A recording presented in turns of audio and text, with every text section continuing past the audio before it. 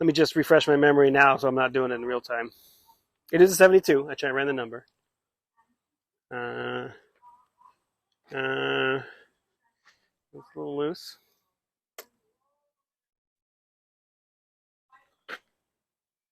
Yeah, all right.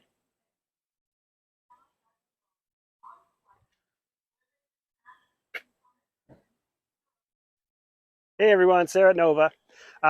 This time around, we are talking about an interesting bike, I would say, a bike that is historically interesting, given what period of time it represents. This is a 1972 BSA A65 Thunderbolt, A65T. The Thunderbolt is different from the Lightning in that it has a single carburetor. There's your Thunderbolt insignia there. So we have a single carburetor versus the Lightning, which had a twin carburetor. And the Thunderbolt was, more of the touring bike, perhaps, or the regular, just standard motorcycle, whereas the Lightning was supposed to be the hot rod. By this point in time, the bikes were virtually identical in most ways, but except for the single carb. And the single carb is nice. It's a lot more manageable than the twin carbs. You don't have to synchronize it. It's simple. You don't have to worry about, if one cylinder is not running, it's not the carburetor. It's going to be an electrical issue rather than it being a clogged one carb rather than the other. So it's kind of nice and simple. So this is a 1972, which was the last model year for BSA. This was an interesting time period when the BSA and Triumph brand had been bought by a guy named Dennis Poor, who also owned the Norton Villiers brand, which would another combined company. And it was bought with the help of the British government. They were trying to help the British motorcycle industry survive, and so they allowed these companies to sort of consolidate and help them finance some of their debt to try to keep the industry going.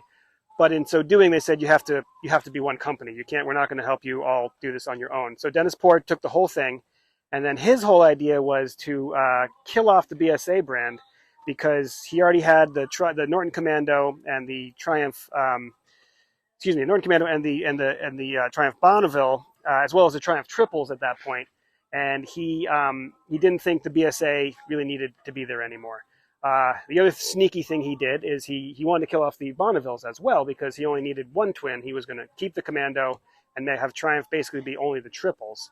And he wanted to do a sneaky thing and shut the Triumph factory out of business. If you watched their other videos, I've talked about the Meriden Workers Collective before, and that was not getting too much into that. The reason he wanted to do that is because BSA factory was a little cheaper to run. The workers were cheaper than the Meriden workers, and he wanted to keep the production cheap. So he wanted to have the BSA, the Triumph Triples made at the BSA factory, shut out the Triumph Twins, and have Norton be the twin brand.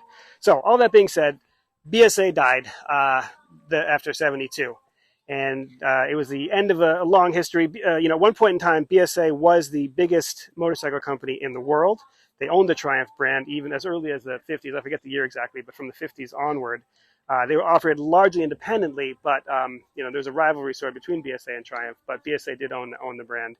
And they were interesting designs. I would say that BSA often had better designs on paper than Triumph did, but the execution of the builds were less, because for one reason or another, cost cutting, etc., the BSA workers were not as well trained, and they were lower budget, as I mentioned. That's why Dennis Poor wanted them to build the stuff. By 72, all the good stuff had been put into these motors. The basic design of this motor is it's a push rod, air-cooled, parallel twin, 650cc, kind of the standard go-to for BSA and Triumph for a long time, and Norton as well, till Norton went to the 750, but same concept. This motor was designed by Burt Hopwood, same guy who designed the Norton Dominator motor, which became the Norton Commando. Both the Norton and the BSA motors share the concept of internal pushrod tunnels. So unlike a Triumph, which has external pushrod tunnels and are very bad leak points, these both don't have, the Norton and the BSA both don't have them. A little quieter as well. Still running a cast iron bore, which is, in 1972, that's pretty out of date. If you can consider that the Honda CB750 was around by this point, the Kawasaki double overhead cam Z1 4-cylinder was about to come out at this point. And the Kawasaki Z1 was out by this point. This was just, the pushrod part was bad enough, but running a cast iron bore, I mean, this thing weighs about 30 pounds. The jug alone weighs about 30 pounds. It was just, pretty much out of date.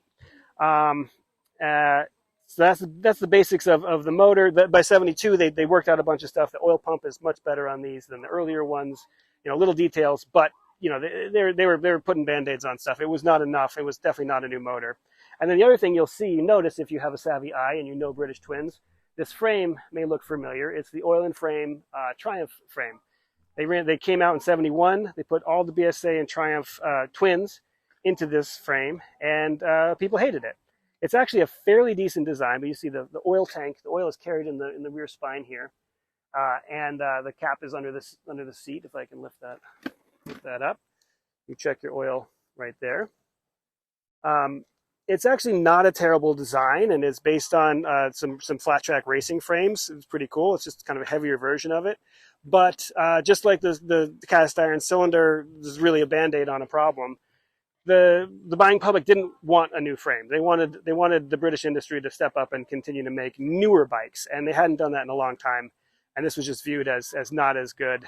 They were a little taller than the previous versions. People didn't like them, so they kind of became the ugly ducklings of the family. Triumph was able to struggle on for another 10 years or so after this, but BSA was not, and they kind of went under. That all being said, this is a pretty cool bike for its time. If you're not asking it to be a super high performance bike, it's an incredibly pleasant bike to ride. The BSA motors, the parallel twins, were shorter strokes than the Triumph and the Norton. So they're a little bit buzzier. They were actually the latest designed of the three. The last designed parallel twin Brit until you get into the like Norton Cosworth, stuff like that. Until you get into later times, and then later into the newer Bonnevilles, newer Triumphs. So it was a slightly over square, not quite short stroke, but over square, shorter stroke motor, looking towards the future. And the designer Bert Hopwood himself thought this was a stopgap. This was something they would do in the early 60s until they got the next generation of motors going. And management just never got the next generation of motors going. They always were a little bit behind, a little bit trying to ride the pass and just do barely enough to keep going. And it eventually caught up to them as the Japanese came along and made far better machines in the end. But far better, again, is on paper sometimes. These are really pleasant bikes to ride. Kickstart only, 4-speed gearbox, not what you're looking for in time when you're going up against 5-speed electric start bikes, 4 cylinders that don't leak. But for the visceral riding experience, much the same, for the same reason why people are still buying Harley Davidsons, the feel of one of these things is just really nice. It's got a nice roary exhaust tone, and it's light enough, it's nimble, and it still does what you want a bike to do until you get to about 75, 80 miles an hour. Lastly, again in 1972, you'll notice these brakes. These are the conical hub brakes, also put on the Triumphs of the period. Again, something that the public was not looking for. The world was going to disc brakes, and they came out with a pretty nice drum. The whole idea here is that it's very light, unsprung weight, not a lot of mass. But again, it's a drum brake. The world had already seen disc brakes coming into use.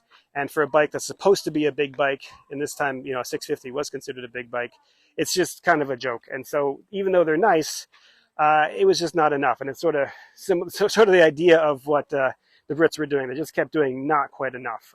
And the following year, they would put disc brakes on things, but it was too late. It was hard for them all to keep up. So anyway, this bike is for sale. It belongs to a friend of ours. We're not making any money on it, but if you're interested in one of these, it's a gem of a rider. If I didn't have a full garage, I would probably be wanting one of these. It's just kind of cool, and it's not so fancy that you don't feel like you can't ride it. It's a really nice preserved piece. This has actually been repainted, so it's not fully original, but it's nicely redone, and they're just super cool. If you have, yes, right, we do have this thing running on the short. We're not going to fire it up at this moment in time, but check out the shorts. We have it. You can hear it. Sounds good. And if you have any experience with these, the BSAs, the oil in frames, this era of machine, please let us know in the comments. We love hearing what you like and what you don't. Thanks for watching. And if you haven't yet, please subscribe to the channel and like the video.